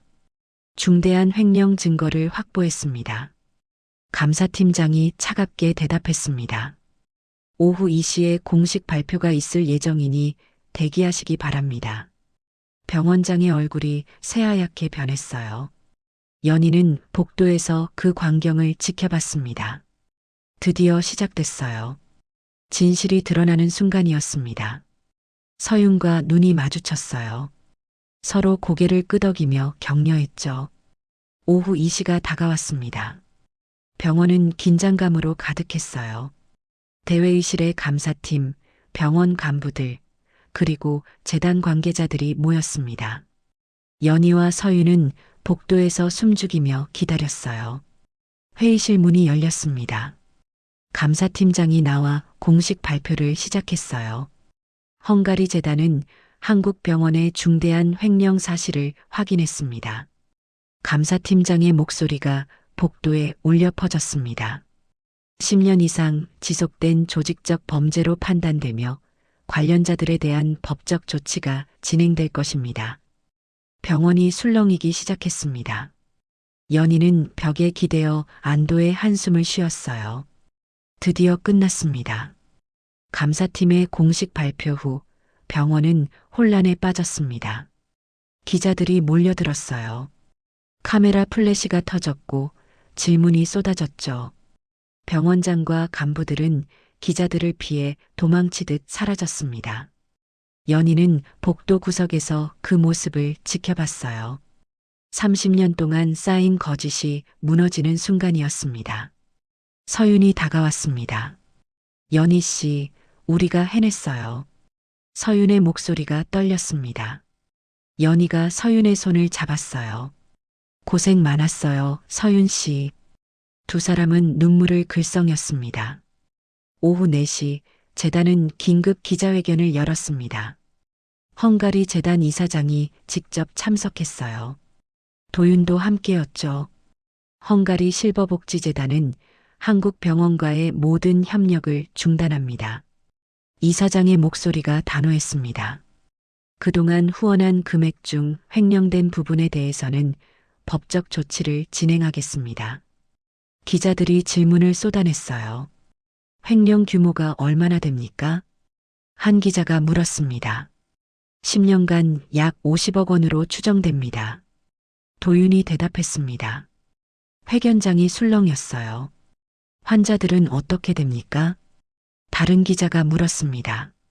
일반 병동 환자들의 피해가 가장 큽니다. 재단은 이들을 위한 긴급 지원을 검토 중입니다. 이사장이 설명했습니다. 기자회견이 끝나고 병원 로비는 보호자들로 가득 찼습니다. 분노한 목소리들이 터져 나왔어요. 우리 어머니 밥값이 저 사람들 주머니로 들어간 거예요? 한 보호자가 소리쳤습니다. 시설 개선 비용은 다 어디 갔어요? 다른 보호자가 따졌습니다. 병원 직원들은 대답하지 못했어요. 연희는 로비를 지나가다 한 할머니를 만났습니다. 일반 병동에서 봤던 분이었어요. 아가씨, 고맙소. 할머니가 연희의 손을 잡았습니다. 제가요? 연희가 놀라며 물었습니다. 당신이 고발한 거 알아요. 다들 수군거리더군. 할머니가 미소를 지었습니다. 덕분에 진실이 밝혀졌어요. 고마워요. 연희는 눈물이 핑 돌았습니다. 당연히 해야 할 일이었어요. 할머니가 연희의 손을 꽉 쥐었어요. 용기 있는 사람이요. 하늘이 알 거요. 연희는 할머니에게 고개를 숙였습니다. 그날 저녁 연희는 중환자실에 들렀습니다. 아버지를 보러 가는 길이었어요. 간호사가 밝은 표정으로 나왔습니다. 보호자분, 좋은 소식이 있어요. 무슨 일이에요? 연희가 물었습니다. 환자분 의식이 조금씩 돌아오고 있어요. 손가락도 움직이시고요. 간호사의 말에 연희의 눈이 커졌습니다. 정말요? 네, 곧 깨어나실 것 같아요. 연희는 유리창 너머로 아버지를 바라봤습니다. 아버지의 손가락이 미세하게 움직이고 있었어요. 연희는 눈물을 흘렸습니다. 이번엔 기쁨의 눈물이었어요. 아버지, 조금만 더 힘내세요. 곧 깨어나실 거예요. 연희가 유리창에 손을 대고 속삭였습니다. 며칠 후 검찰이 움직이기 시작했습니다.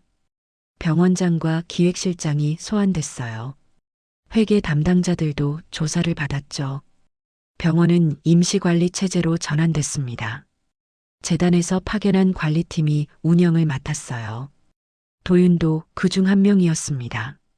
연희 씨, 잠깐 시간 되세요? 도윤이 연희를 찾아왔습니다. 두 사람은 병원 옥상으로 올라갔어요. 서울 시내가 한눈에 보이는 곳이었죠. 고생 많으셨어요. 도윤이 먼저 말했습니다. 연희 씨 덕분에 진실이 밝혀졌어요. 연희는 고개를 저었어요. 다 같이 한 일이에요. 두 사람은 잠시 침묵했습니다. 도윤이 조심스럽게 입을 열었어요. 연희 씨 아니, 이제 다르게 불러도 될까요? 연희가 도윤을 바라봤습니다. 어떻게요? 도윤이 망설이다 말했습니다. 어머니라고요. 연희의 눈에 눈물이 고였어요. 아직은 어색할 것 같은데요. 저도요. 하지만 연습하고 싶어요. 도윤의 목소리가 떨렸습니다. 30년을 못 불렀잖아요. 연희는 눈물을 흘렸습니다. 도윤도 눈가가 붉어졌어요. 어머니. 도윤이 다시 불렀습니다. 네, 도윤아. 연희가 대답했습니다. 두 사람은 서로를 바라보며 울었어요. 30년 만에 재회, 30년 만에 호칭. 서울의 석양이 두 사람을 비추고 있었습니다.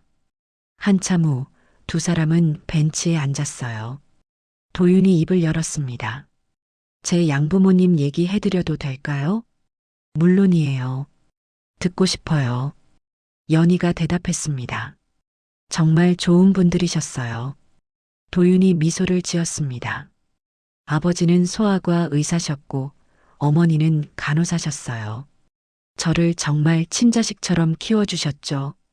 도윤의 목소리가 따뜻했습니다. 입양됐다는 사실도 숨기지 않으셨어요. 어릴 때부터 알려주셨죠. 생모가 어쩔 수 없는 상황이었고 저를 사랑했기 때문에 보냈다고요. 연희는 눈물을 닦으며 들었습니다. 그 말을 믿었어요. 그래서 원망하지 않았어요. 도윤이 계속 말했습니다. 대신 궁금했어요. 생모가 누구인지, 어떻게 지내는지, 언젠가 만날 수 있을까 생각했죠. 연희가 도윤의 손을 잡았어요. 이렇게 만나게 될 줄은 몰랐어요. 도윤이 웃으며 말했습니다. 저도요. 정말 놀랐어요. 연희가 대답했습니다. 하지만 다행이에요. 이렇게라도 만나서. 두 사람은 석양을 바라봤습니다. 해가 천천히 지고 있었어요. 어머니는 어떻게 지내셨어요? 30년 동안. 도윤이 물었습니다. 연희는 한숨을 쉬었어요. 쉽지 않았어요. 연희가 조용히 말하기 시작했습니다. 헝가리에서 돌아온 뒤 아버지가 더 아프셨어요. 병원비 때문에 빚이 많았죠. 여러 일을 했어요.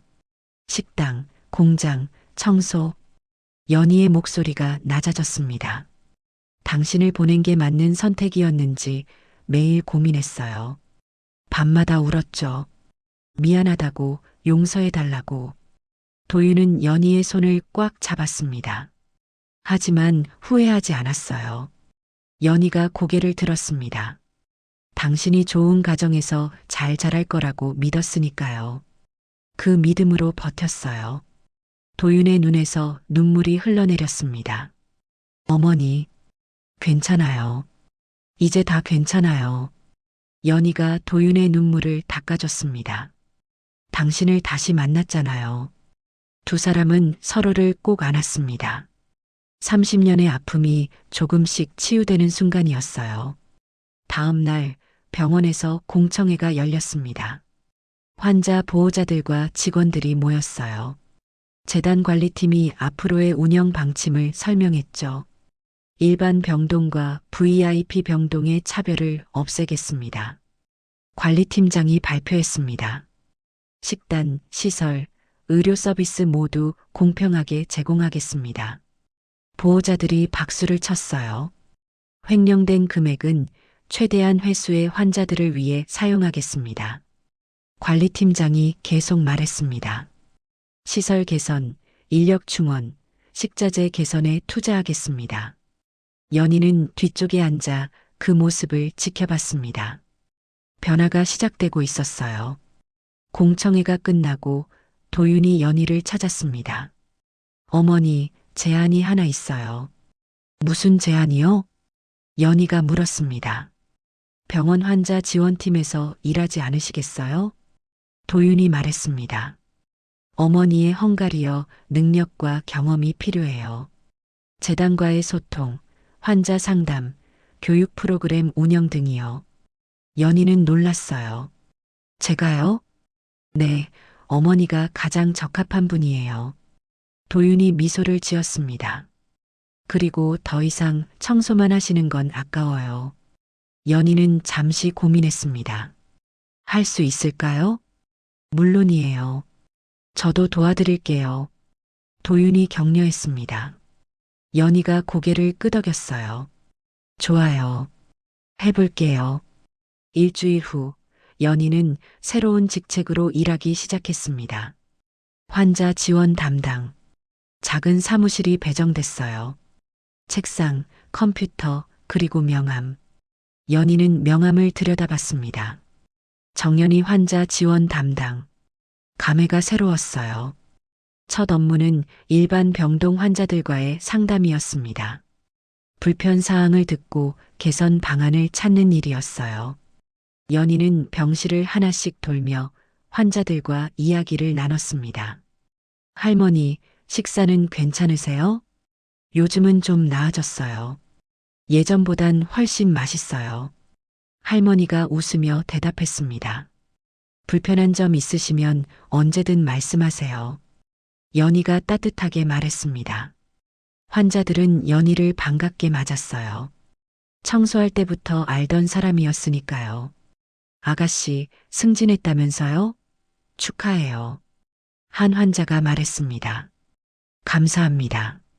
더 열심히 일할게요. 연희가 대답했습니다. 오후에는 재단 관계자들과 회의가 있었어요. 연희는 통역을 맡았습니다. 헝가리어가 다시 입 밖으로 흘러나왔어요. 30년 만에 제대로 사용하는 언어였죠. 회의가 끝나고 재단 이사장이 연희에게 다가왔습니다. 당신의 용기에 감사드립니다. 이사장이 헝가리어로 말했습니다. 당연히 해야 할 일이었습니다.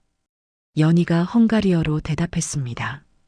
이사장이 고개를 끄덕이며 악수를 청했어요. 연희는 악수를 받았습니다.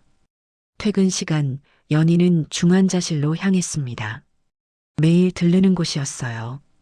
간호사가 밝은 표정으로 맞이했습니다. 오늘 아침에 눈을 뜨셨어요. 정말요? 연희가 놀라며 물었습니다.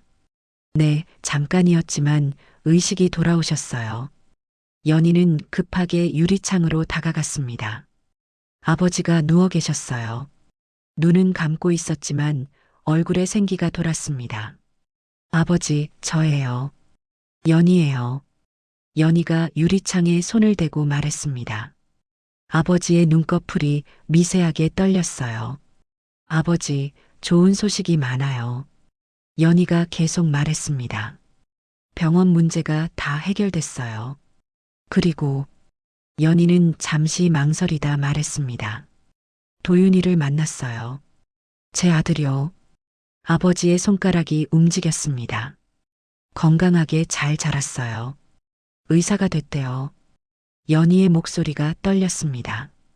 아버지가 깨어나시면 소개시켜 드릴게요. 그때 도윤이 복도에 나타났습니다. 연희를 찾아온 것 같았어요. 어머니, 도윤이 다가왔습니다. 할아버지 뵈러 왔어요. 연희는 눈물을 닦으며 고개를 끄덕였습니다. 두 사람은 나란히 유리창 앞에 섰어요. 할아버지, 저예요. 도윤이에요. 도윤이 처음으로 아버지를 할아버지라고 불렀습니다. 어머니랑 다시 만났어요. 이제 가족이 됐어요. 도윤의 말에 아버지의 눈이 천천히 떠졌습니다. 희미하게 연희와 도윤을 바라봤어요. 입술이 미세하게 움직였습니다. 간호사가 급하게 들어갔어요. 환자분 의식이 돌아오셨어요. 연희와 도윤은 서로를 바라보며 눈물을 흘렸습니다. 아버지가 깨어났어요. 드디어 깨어났습니다. 며칠 후 아버지는 일반 병실로 옮겨졌습니다. 의식도 완전히 돌아왔어요. 연희와 도윤은 매일 병실을 찾았습니다. 아버지, 오늘 기분 어때요? 연희가 물었습니다. 좋아. 내 덕분이야. 아버지가 힘없지만 따뜻한 목소리로 대답했습니다. 도윤이 아버지의 맥박을 확인했어요. 할아버지, 많이 좋아지셨어요. 고맙구나, 도윤아. 아버지가 도윤의 손을 잡았습니다. 의사가 됐다며? 자랑스럽다. 도윤은 눈시울이 붉어졌어요. 할아버지 덕분이에요. 어머니 덕분이고요. 세 사람은 한참을 함께 앉아 있었습니다. 30년 만에 완성된 가족이었어요. 그날 저녁 병원 옥상. 연희와 도윤은 다시 그곳에 올라갔습니다. 서울의 야경이 반짝이고 있었어요. 이제 어떻게 할 거예요? 연희가 물었습니다. 한국에 계속 있을 건가요? 도윤이 고개를 끄덕였어요. 당분간은요. 병원 재건 작업이 끝날 때까지요. 그럼 우리 자주 볼 수 있겠네요. 연희가 미소를 지었습니다. 네, 매일 봐요. 도윤도 웃었습니다. 30년을 못 봤으니까 이제는 매일 보고 싶어요. 연희는 도윤의 손을 잡았어요. 고마워요, 도윤아. 뭐가요? 다시 돌아와줘서요. 저를 원망하지 않아서요. 연희의 말에 도윤이 고개를 저었습니다. 원망할 게 뭐가 있어요. 어머니도 피해자였잖아요. 오히려 저를 살려주셔서 감사해요. 두 사람은 서로를 꼭 안았습니다. 서울의 불빛들이 두 사람을 축복하듯 반짝였어요. 며칠 후 병원에서 기자회견이 열렸습니다. 새로운 시작을 알리는 자리였어요. 재단 이사장, 관리팀장, 그리고 도윤이 참석했습니다. 연희도 함께였죠. 이 병원은 새롭게 태어날 것입니다. 이사장이 선언했습니다. 환자 중심, 투명 경영, 공정한 의료. 이것이 우리의 약속입니다. 기자들이 박수를 쳤어요. 내부 고발자 덕분에 진실이 밝혀졌습니다. 이사장이 계속 말했습니다. 그분의 용기에 감사드립니다. 연희는 뒤에 조용히 서 있었어요. 카메라에 비치지 않는 곳이었죠. 하지만 마음은 뿌듯했습니다. 기자회견이 끝나고 연희는 일반 병동으로 갔습니다. 환자들을 만나러요. 복도를 걷는데 환자들과 보호자들이 인사를 건넸어요. 연희 씨, 고마워요. 덕분에 밥이 맛있어졌어요. 시설도 좋아지고 있어요. 연희는 한 사람 한 사람에게 고개를 숙였습니다. 당연히 해야 할 일이었어요. 저녁이 되어 연희는 아버지 병실로 갔습니다. 도윤이 먼저 와 있었어요. 세 사람은 저녁을 함께 먹었습니다. 병원 식당에서 가져온 식사였지만 예전보다 훨씬 나았어요. 요즘 밥이 정말 맛있어졌어. 아버지가 만족스럽게 말했습니다. 다 연희 씨 덕분이에요. 도윤이 웃으며 말했습니다. 아니에요.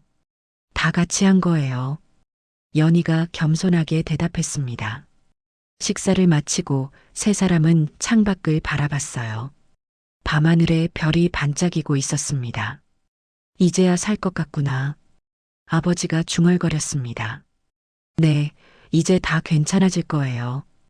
연희가 아버지의 손을 잡았습니다. 도윤도 함께 손을 얹었어요.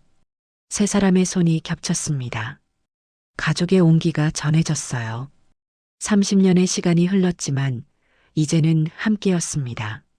늦었지만 다시 시작할 수 있었어요.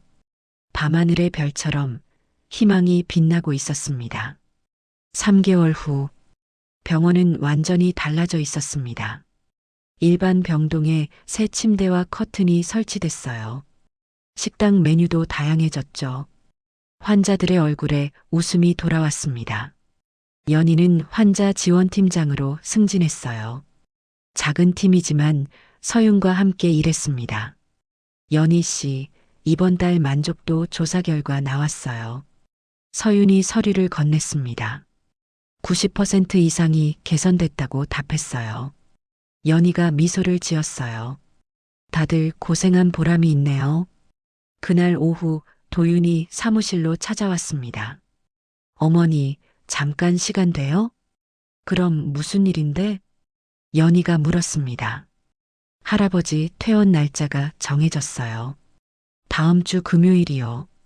도윤의 말에 연희의 눈이 커졌습니다. 정말요? 드디어? 네, 완전히 회복하셨어요. 도윤이 웃으며 대답했습니다. 그런데 퇴원 후에 어디서 지내실 건지 정해야 해요. 연희는 잠시 생각했습니다. 우리 집은 좁아요. 아버지 모시기엔 힘들 것 같은데. 제가 알아봤어요. 도윤이 태블릿을 꺼냈습니다. 이 근처에 괜찮은 아파트가 나왔어요. 방 3개짜리요. 화면에는 깔끔한 아파트 사진이 보였어요. 할아버지 방, 어머니 방, 그리고 제 방이요. 도윤의 말에 연희가 놀랐습니다. 내 방? 네, 저도 한국에 계속 있기로 했어요. 도윤이 설명했습니다. 재단에서 한국 지부를 만들기로 했거든요. 제가 책임자로요. 연희는 눈물이 핑 돌았어요. 정말 함께 살 수 있는 거예요? 네, 이제 가족으로요. 도윤이 연희의 손을 잡았습니다. 일주일 후 아버지의 퇴원일. 연희와 도윤은 아침 일찍 병원에 도착했습니다. 아버지는 이미 옷을 갈아입고 계셨어요. 아버지, 준비 다 되셨어요? 연희가 물었습니다. 그럼 이제 여기 안 와도 되는 거지? 아버지가 농담을 했습니다. 당연하죠. 이제 집에서 편히 지내세요. 도윤이 휠체어를 가져왔어요. 아버지를 태우고 병원을 나섰습니다. 직원들이 박수를 치며 배웅했어요. 정 선생님 건강하세요. 자주 놀러 오세요. 연희는 동료들에게 인사를 했습니다. 차에 올라타 새 집으로 향했어요. 아파트 단지는 조용하고 깨끗했습니다. 엘리베이터를 타고 5층으로 올라갔어요. 현관문을 열자 환한 거실이 나타났습니다. 가구들이 새로 들어와 있었어요. 와, 정말 좋구나. 아버지가 감탄했습니다. 이쪽이 할아버지 방이에요. 도윤이 안내했습니다. 넓은 침실과 화장실이 딸려 있었어요. 창문으로 햇살이 들어왔죠. 이쪽은 어머니 방이고요.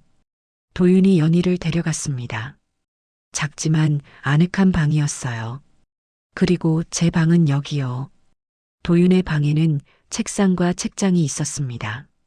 세 사람은 거실에 모여 앉았어요. 처음으로 가족이 함께 사는 집이었습니다. 연희야, 도윤아. 아버지가 두 사람을 불렀습니다. 고맙다. 정말 고마워. 아버지의 눈에 눈물이 맺혔어요. 아버지, 당연한 거예요. 연희가 아버지를 안았습니다. 도윤도 함께 안았어요. 세 사람은 한참을 그렇게 있었습니다. 며칠 후 집들이를 열었습니다. 서윤이 먼저 도착했어요. 와, 집 정말 좋네요. 서윤이 선물 바구니를 내밀었습니다. 재단 관계자들도 찾아왔어요. 좁은 거실이 사람들로 가득 찼습니다. 건배. 모두가 잔을 들었어요. 새로운 시작을 위하여. 웃음과 대화가 오갔습니다. 연희는 부엌에서 음식을 준비하며 생각했어요. 이런 날이 올 줄은 몰랐지. 30년 전 부다페스트에서 아기를 떠나보냈을 때 다시는 만날 수 없을 거라 생각했죠. 하지만 운명은 다시 두 사람을 만나게 했습니다. 어머니, 도와드릴게요. 도윤이 부엌으로 들어왔습니다. 괜찮아. 손님들 챙겨. 손님들은 할아버지가 재미있게 해주고 계세요. 도윤이 웃으며 접시를 들었어요. 두 사람은 나란히 음식을 날랐습니다. 거실에서는 아버지가 옛날 이야기를 하고 있었어요. 내가 젊었을 때는 말이야. 사람들이 웃으며 들었습니다. 집들이가 끝나고 저녁이 됐어요. 세 사람만 남았습니다. 소파에 나란히 앉아 TV를 봤어요. 아버지, 편하시죠? 연희가 물었습니다. 응, 정말 편해. 오랜만에 집 같은 곳에서 지내는구나. 아버지가 대답했습니다. 도윤이 끼어들었어요. 앞으로 매일 이렇게 지내면 돼요. 그래, 그럼 좋지. 아버지가 웃었습니다. 밤이 깊어졌어요. 아버지는 먼저 방으로 들어가셨습니다. 연희와 도윤은 베란다로 나갔어요.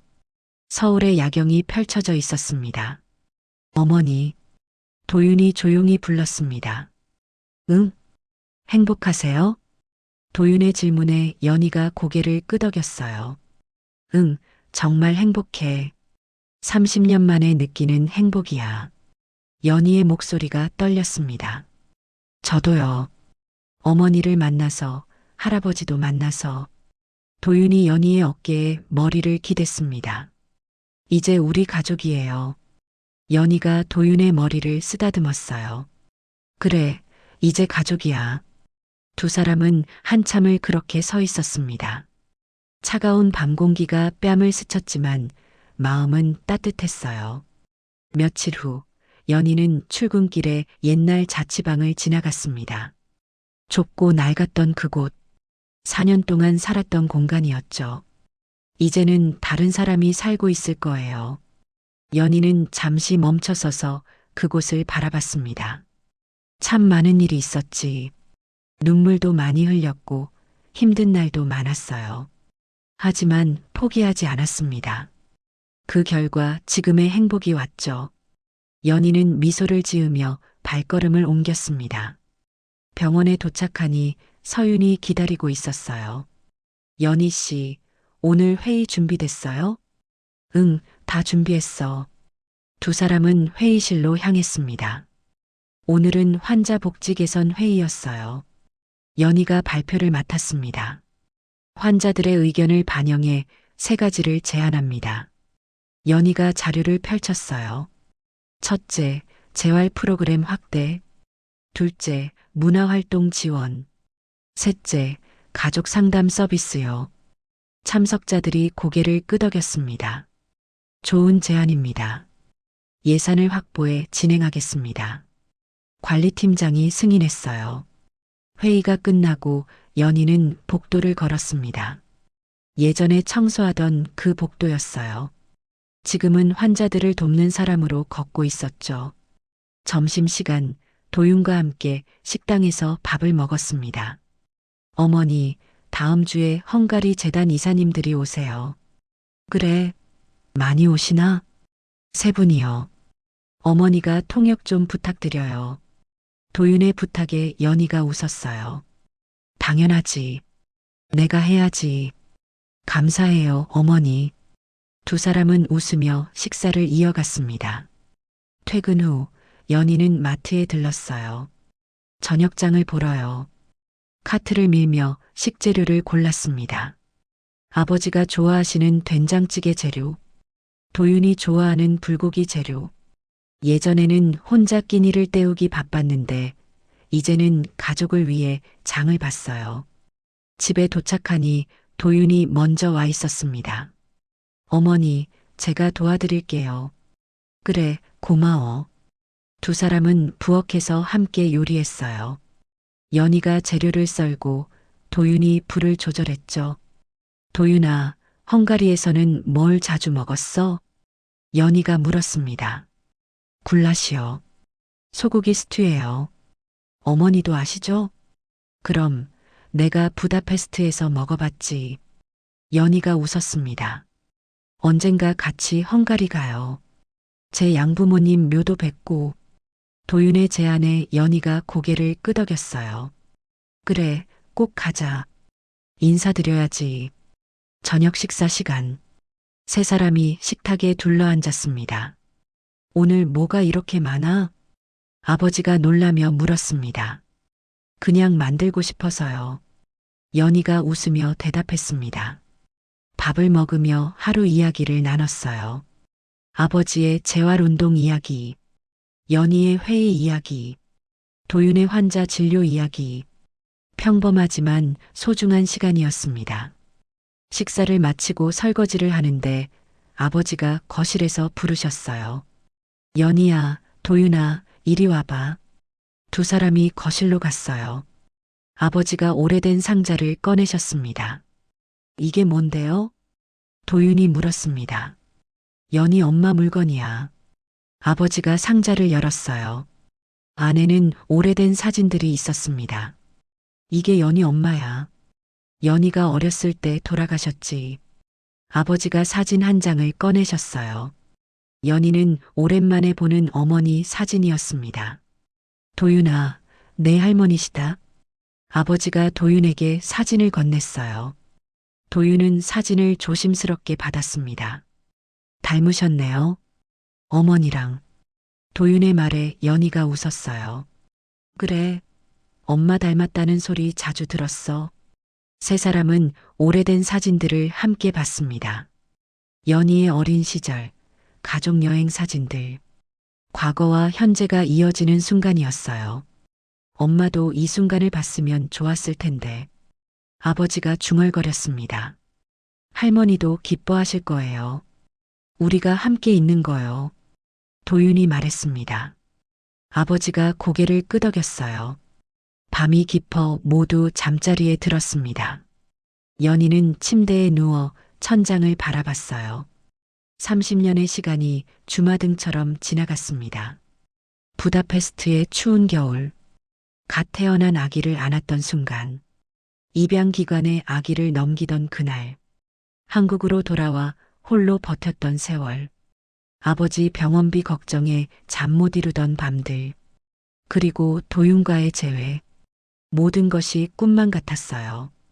연희는 눈을 감았습니다. 이제는 평화로웠어요. 다음 날 아침, 일요일이었습니다. 세 사람은 함께 산책을 나갔어요. 근처 공원까지 걸어갔죠. 아버지는 도윤의 부축을 받으며 천천히 걸었습니다. 봄바람이 불고 벚꽃이 피어 있었어요. 벚꽃이 참 예쁘구나. 아버지가 말씀하셨습니다. 사진 찍어 드릴까요? 도윤이 핸드폰을 꺼냈습니다. 세 사람이 벚나무 아래 섰어요. 도윤이 셀카를 찍었습니다. 하나, 둘, 셋. 찰칵. 사진 속 세 사람은 환하게 웃고 있었어요. 도윤이 사진을 확인하며 말했습니다. 정말 좋은데요? 액자에 넣어야겠어요. 그래, 그러자. 연희가 동의했습니다. 벤치에 앉아 잠시 쉬었어요. 연희와 도윤은 아버지를 가운데 두고 앉았습니다. 도윤아. 아버지가 도윤을 불렀습니다. 네, 할아버지. 고맙다. 연희를 용서해줘서. 아버지의 말에 도윤이 고개를 저었어요. 용서할 게 없어요. 어머니는 잘못하신 게 없어요. 그래도 힘들었을 텐데. 힘들지 않았어요. 오히려 감사해요. 도윤이 진심으로 말했습니다. 어머니 덕분에 좋은 가정에서 자랐고 의사가 됐어요. 아버지가 도윤의 손을 꽉 잡았습니다. 착한 놈이야. 연희는 옆에서 눈물을 흘렸어요. 행복의 눈물이었습니다. 공원을 한 바퀴 돌고 집으로 돌아왔어요. 점심은 간단하게 배달 음식을 시켰습니다. TV를 보며 편하게 시간을 보냈죠. 오후에 연희는 베란다에서 빨래를 널었습니다. 아버지 옷, 도윤 옷, 그리고 자신의 옷. 가족의 빨래를 함께 너는 게 이렇게 행복한 일인 줄 몰랐어요. 도윤이 옆에 와서 도왔습니다. 어머니, 제가 할게요. 괜찮아. 금방 끝나. 그래도요. 두 사람은 함께 빨래를 널었어요. 도윤아. 연희가 조용히 불렀습니다. 네. 행복해? 연희의 질문에 도윤이 활짝 웃었어요. 당연하죠. 어머니는요? 나도. 정말 행복해.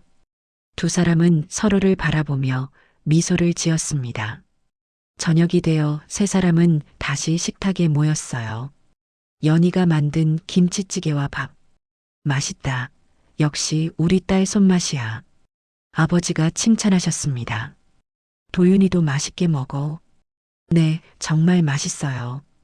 도윤이 밥을 한 숟가락 떠먹으며 대답했습니다.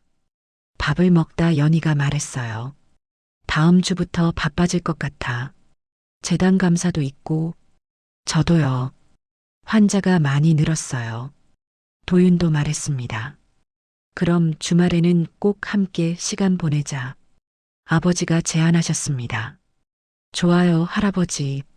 그래, 그렇게 하자. 세 사람은 약속했습니다. 주말마다 함께 시간을 보내기로요. 밤이 되어 각자 방으로 들어갔습니다. 연희는 침대에 누워 창밖을 바라봤어요. 달이 밝게 떠 있었습니다. 엄마, 저 잘 지내고 있어요. 연희는 마음속으로 어머니에게 말했습니다. 도윤이도 찾았어요. 아버지도 건강해지셨고, 이제 우리 가족이에요. 연희는 미소를 지으며 눈을 감았습니다. 평화로운 밤이었어요. 새로운 봄이 시작됐습니다. 30년의 겨울이 지나고 드디어 봄이 왔어요. 연희와 도윤, 그리고 아버지. 세 사람은 이제 진짜 가족이었습니다. 잃어버렸던 시간을 되찾을 수는 없지만 앞으로의 시간을 함께 만들어갈 수 있었어요. 그것만으로 충분했습니다. 병원의 진실도 밝혀졌고 환자들도 더 나은 환경에서 지내게 됐어요. 모든 게 제자리를 찾아가고 있었습니다. 연희는 더 이상 혼자가 아니었어요. 도윤은 뿌리를 찾았고 아버지는 손자를 만났습니다. 늦었지만 행복했어요. 그리고 그것이 가장 중요했습니다. 새로운 봄, 새로운 시작. 세 사람의 이야기는 이제 막 시작됐습니다.